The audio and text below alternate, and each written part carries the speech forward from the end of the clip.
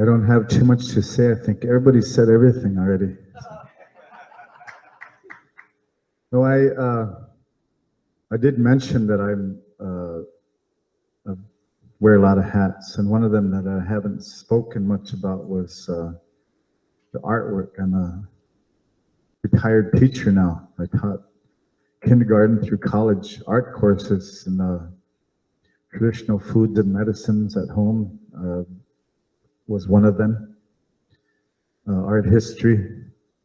But, you know, I've learned with, like, everybody sitting up here, you know, we are representatives of you. We can't be as good as we are without you. And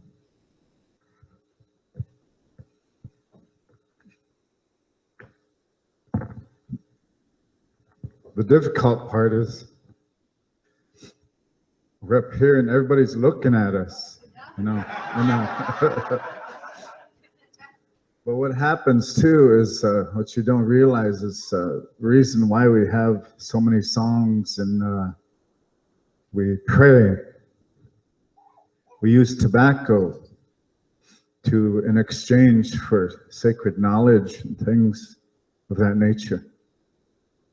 So all my relatives right here, I commend them for their work. And we bear burden.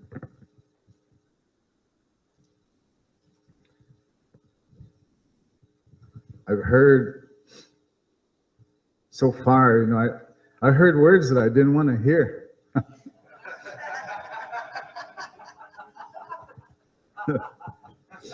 Somebody was saying, they mentioned the word hospital. I said, whoa, it's a bad word. And, you know.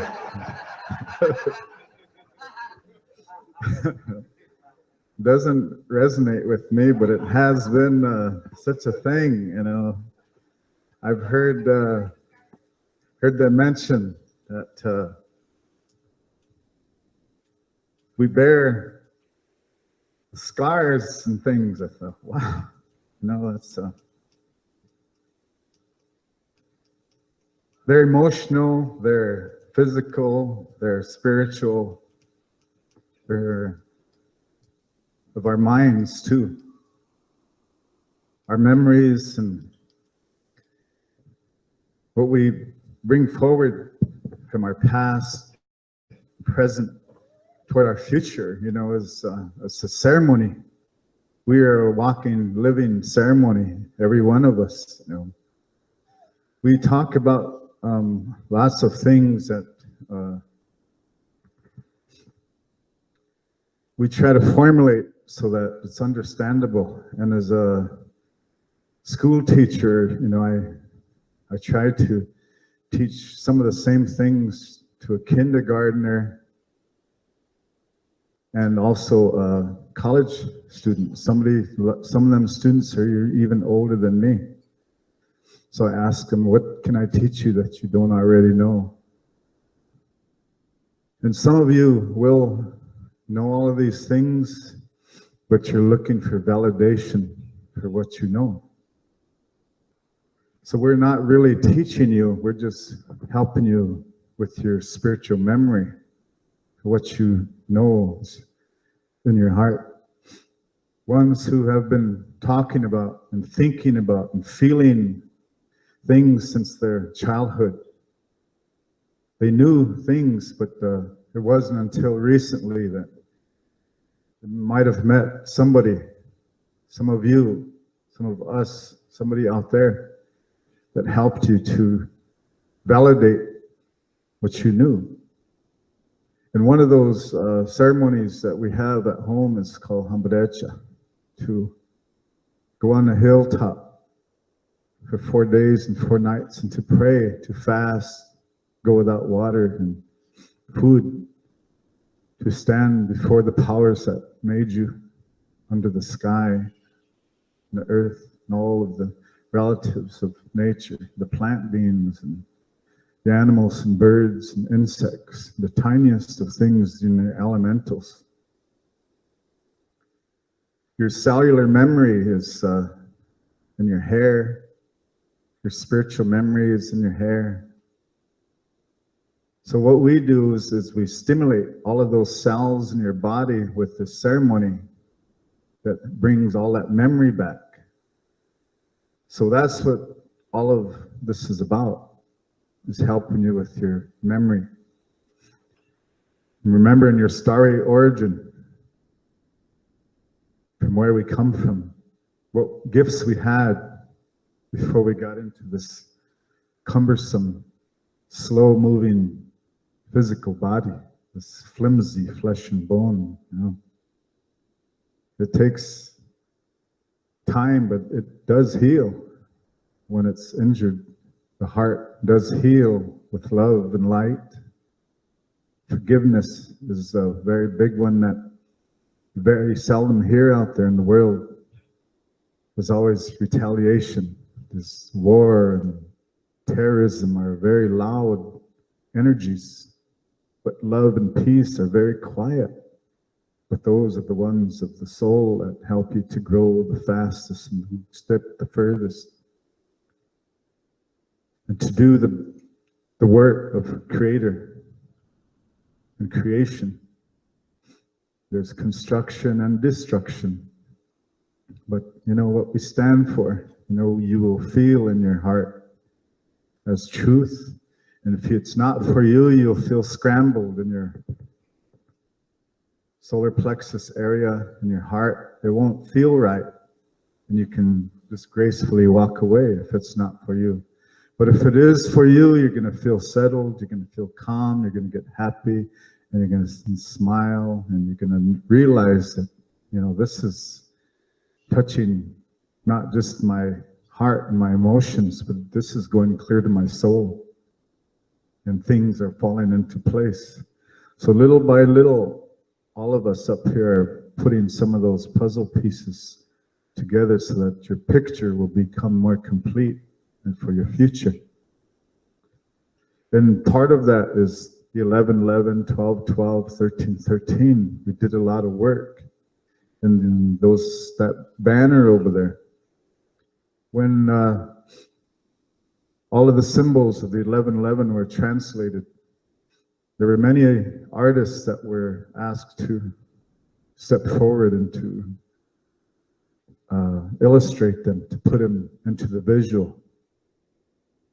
I was one of them, but I was waiting and waiting. I committed myself. But when the time come and I was asked to step forward, I was there, and everything fell into place. My brother made sure of that.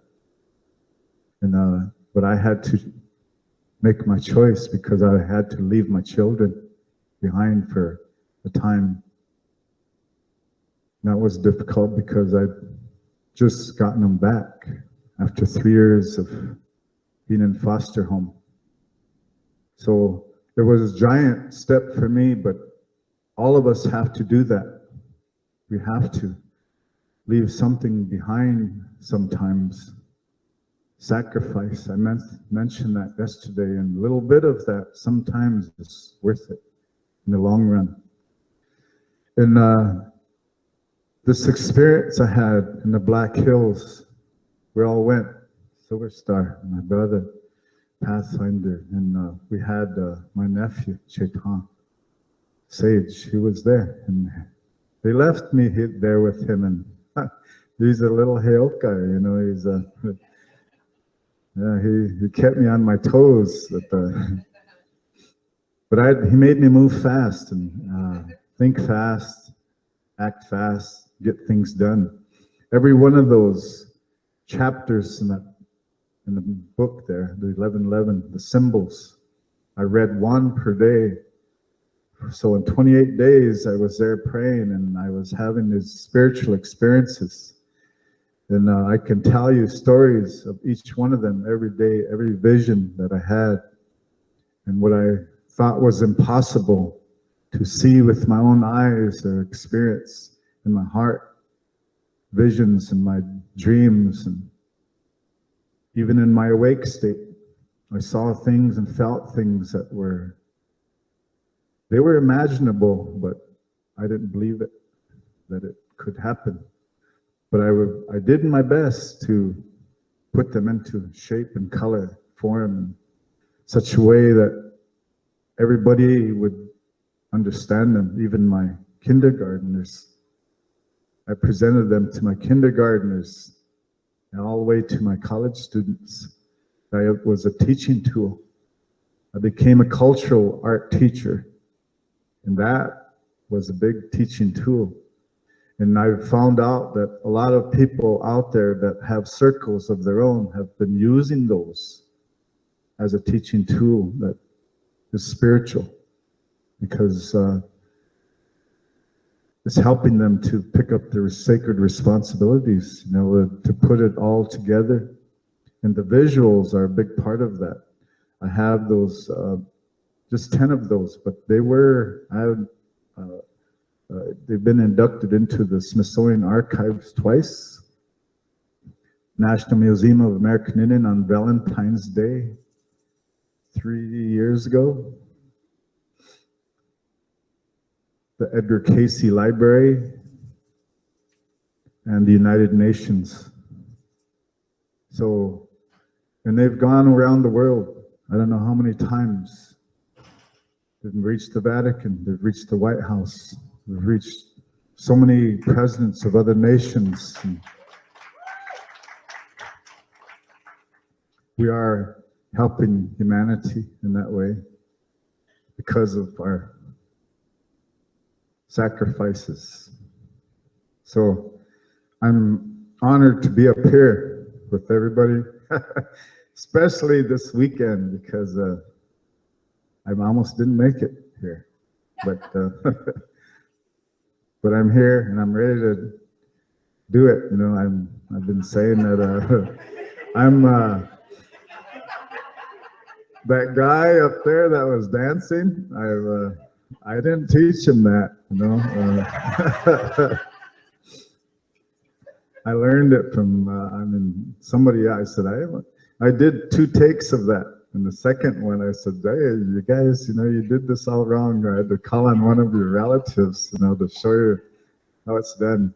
But, if you want to, that's actually not the snake dance, but at the end of it, if you want to do that, have at it,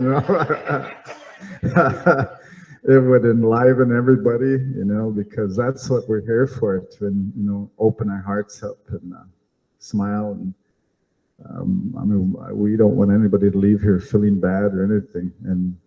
But sometimes we do leave each other empty, because when we have gatherings like this, we make our atoms spin really fast with our sharings and our love, our teachings, our gifts and things, not just physical and emotional and spiritual, but we have also mental images like that. Hey, I remember that conference. I learned how to dance different, learn some moves, and Doug's already doing them. It's a good way to wake up. I heard everybody laughing, at the villa, and I didn't know what was going on over there, and they were already watching that, they're all laughing and living in.